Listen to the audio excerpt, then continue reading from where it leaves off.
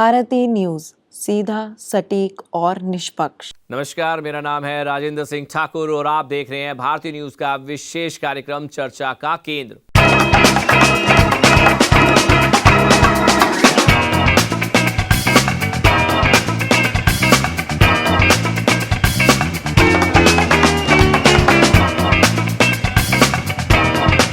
आज के एपिसोड में हम बात करेंगे भारत के अंतरिक्ष क्षेत्र के बारे में। 2024 भारत के अंतरिक्ष क्षेत्र के लिए एक ऐतिहासिक वर्ष रहा। इस वर्ष भारत ने अपनी अंतरिक्ष महत्वाकांक्षाओं को और ऊंचा करने के लिए कई महत्वपूर्ण कदम उठाए, जिनमें से स्पेस स्टार्टअप्स को बढ़ावा देने के लिए 1000 करोड़ रुपए के वेंचर कैपिटल फंड की स्थापना की और निजी क्षेत्र की बढ़ती भागीदारी को प्रोत्साहित करना शामिल किया। भारतीय अंतरिक्ष अनुसंधान संगठन इसरो के अध्यक्ष एस सोमनाथ ने इस साल केरल में एक कार्यक्रम में कहा कि भारतीय अंतरिक्ष क्षेत्र में निजी उद्यम और स्टार्टअप की भागीदारी से भारत वैश्विक अंतरिक्ष बाजार में अपनी हिस्सेदारी बढ़ा सकता है। उन्होंने यह भी बताया कि भले ही भारत एक मान्यता प्राप्त अंतरिक्ष शक्ति है, फिर भी भारत की वैश्विक अंतरिक्ष बाजार में हिस्सेदारी केवल 2% है। उनका उद्देश्य 2030 तक इस हिस्सेदारी को बढ़ाकर 500 अरब अमेरिकी डॉलर और 2047 तक 1.5 ट्रिलियन अमेरिकी डॉलर तक पहुंचाना है।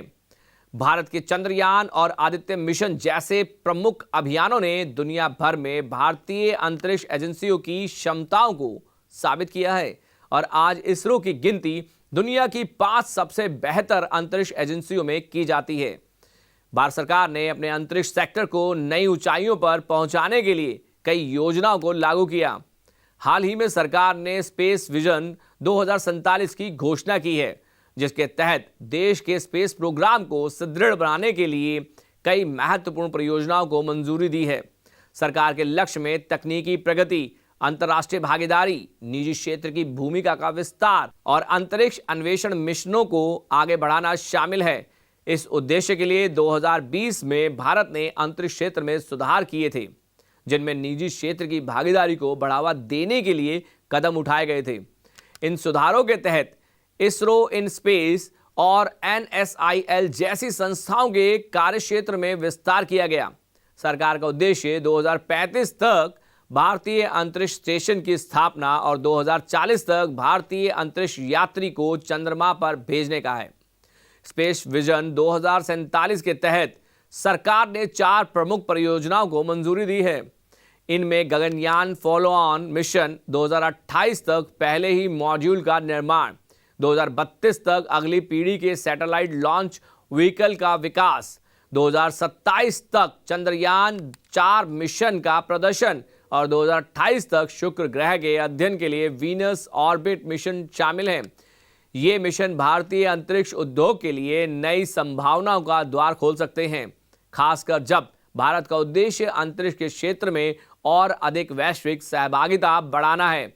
भारत सरकार द्वारा हाल ही में घोषित की गई नई विदेशी प्रत्यक्ष निवेश नीति ने भारत के स्पेस इंडस्ट्री को वैश्विक मानचित्र पर प्रमुख स्थान दिलाया है। अब अंतरिक्ष क्षेत्र में 100% FDI की अनुमति दी गई है, जिससे विदेशी निवेशकों के लिए नए अवसर उत्पन्न हुए हैं। इस नीति के तहत सैटेलाइट निर्माण और संचालन के लिए 74% FDI और प्रक्षेपण यानों तथा स्पेस पोर्टल्स के लिए 49% FDI की अनुमति दी गई है। इस सुधार ने अंतर्राष्ट्रीय सहयोग और तकनीकी हस्तांतरण के लिए नए रास्ते खोले हैं, जिससे भारतीय अंतरिक्ष उद्योग को बहुत लाभ हो सकता है। विशेषज्ञों का अनुमान है कि अगले 10 वर्षों में भारत का स्पेस सेक्टर 5 गुना बढ़कर 44 अरब डॉलर से अधिक का हो जाएगा। स्पेस सेक्टर में 2024 में हुई एक और बड़ी घटना थी, जब भारत का पहला सबमैट्रिक हाई रेजोल्यूशन अर्थ ऑर्बिटेशन सैटेलाइट लॉन्च किया गया। इसके कुछ समय बाद अग्निकुल क्रॉसमॉस ने 3D printed semi chronological engine से युक्त विश्व का पहला रॉकेट अग्निबाण सॉर्टेड लॉन्च किया।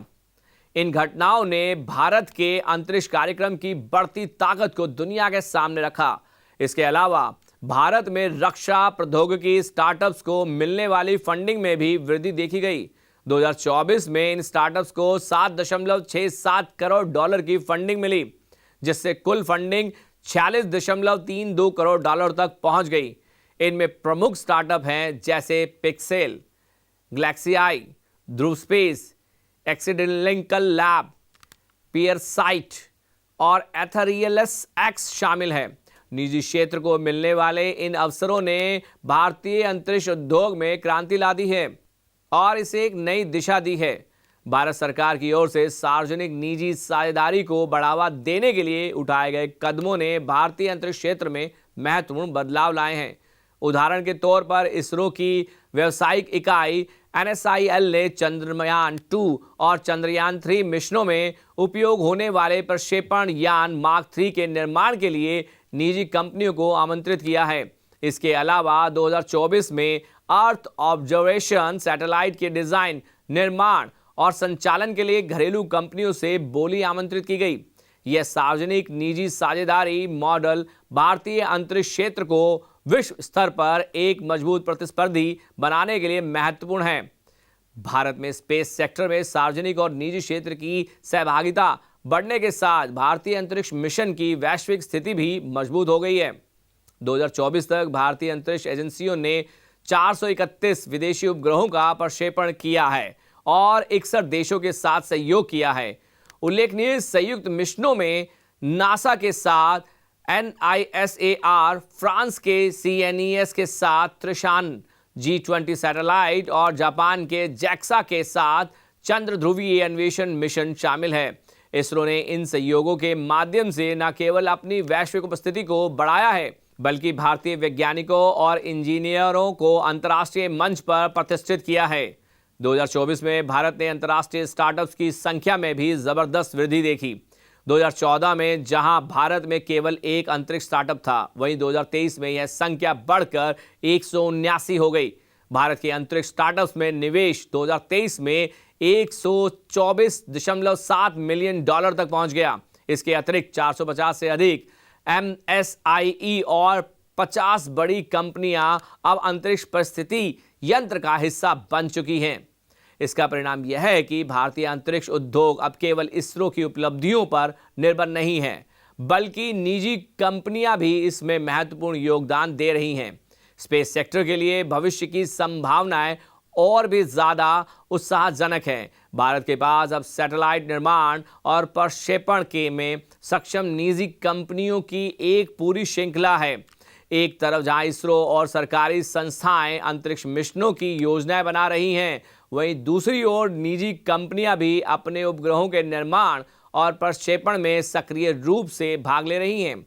इसके अलावा भारत में निजी कंपनियों को सैटेलाइट डेटा और टेलीकम्युनिकेशन सेवाओं के क्षेत्र में भी जबरदस्त अवसर मिल रहे हैं। सरकार की नीति सुधारों और स्टार्टअप्स को मिलने वाली फंडिंग से भारतीय अंतरिक्ष क्षेत्र के विकास की गति तेज होगी। भारत के भविष्य के अंतरिक्ष मिशन जैसे गगनयान और प्रस्तावित भारतीय अंतरिक्ष स्टेशन सार्वजनिक निजी साझेदारी पर निर्भर होंगे और कक्षीय स्थानांतरण वाहनों में निजी क्षेत्र की भूमिका बहुत महत्वपूर्ण होगी। इसके अतिरिक्त भारत ने अंतरिक्ष प्रौद्योगिकी में प्रगति के लिए विभिन्न उद्योगों के साथ प्रौद्योगिकी हस्तांतरण का काम शुरू किया है, जिससे अनुसंधान और विकास के लाभ का उपयोग किया जा सके। इसके साथ ही भारतीय अंतरिक्ष क्षेत्र का अंतर्राष्ट्रीय सहयोग भी लगातार बढ़ रहा है, जिससे वैश्विक बाजार में भारत की स्थिति मजबूत हो रही है।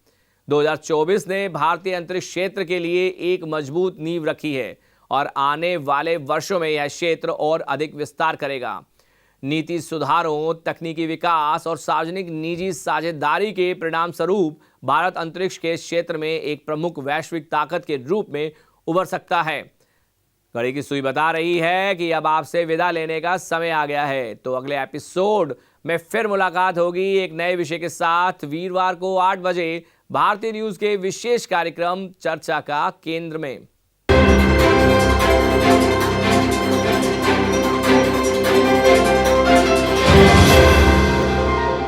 भारतीय न्यूज, सीधा, सटीक और निष्पक्ष।